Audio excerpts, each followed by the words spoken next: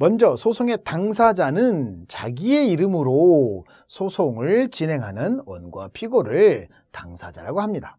자, 이때 소송을 진행함에 있어서 당사자 능력과 소송 능력이 어떻게 되느냐를 살펴볼 필요가 있을 텐데요.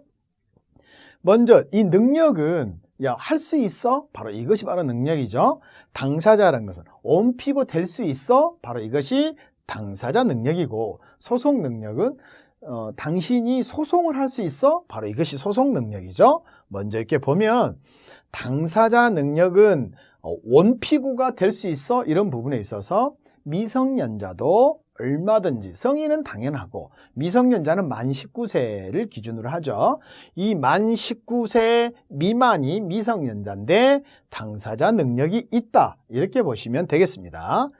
다만 미성년자는 소송을 할 수가 없다. 그래서 여기서는 소송 능력은 없다, 이렇게 생각하시면 돼요. 그런데 이제 전에 금치산자, 한정치산자가 민법이 개정되면서 이제 피한정 후견인, 피성년 후견인, 이런 식으로 좀 바뀌었죠. 그래서 그러한 사람들에 해당되는 거, 그러니까 피성년 후견인, 피미성년 후견인, 이런 사람들에 있어서는 당사자 능력이 있지만 소송 능력이 없어서 바로 그를 대리해서 누군가는 진행을 해야 되는데, 이때 이제 진행하는 사람들이 따로 있을 수 있겠죠. 그것은 이제 정함에 따라서, 그건 뒤에서 한번 보도록 하겠습니다.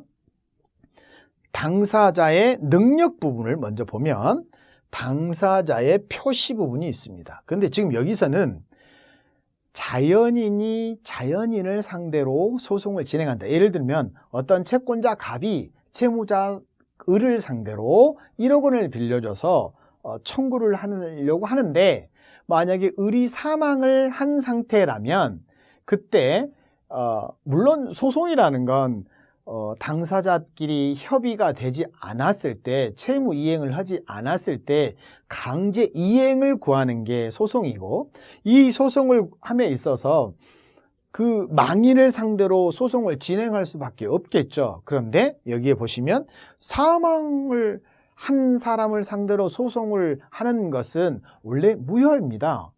그런데 그러면 사망한 사실은 알았지만 그 사망한 부분에 있어서 채권 채무는 상속이 되므로 결국은 상속인들에게 채권자가 내 채권을 변제하십시오 라고 청구를 할 수 있겠죠. 그런데 이분들이 상속을 단순 승인을 했다면 당연히 변제 의무가 발생할 것이고, 상속을 받지 않고 상속을 포기했거나 또는 상속을 받은 범위 내에서 변제하는 한정 승인을 했다면 그 범위 내에서만 변제의 의무가 있겠죠. 우선 소송의 어떤 소장을 작성할 때 당사자를 기재하는데 피고가 사망한 것을 이미 알았다고 하더라도 원고가 그 상속인을 알 수 있는 방법은 없습니다.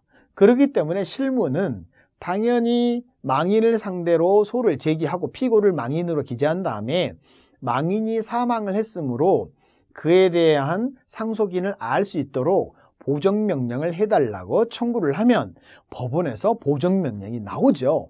바로 그 보정명령을 들고 이제 행정청에 가서 그 망인의 상속인이 누구인지를 발급을 받은 다음에 그 망인을 상속인으로 변경하는 것은 법원에서 인정을 해주고 있다, 이렇게 보시면 되겠습니다.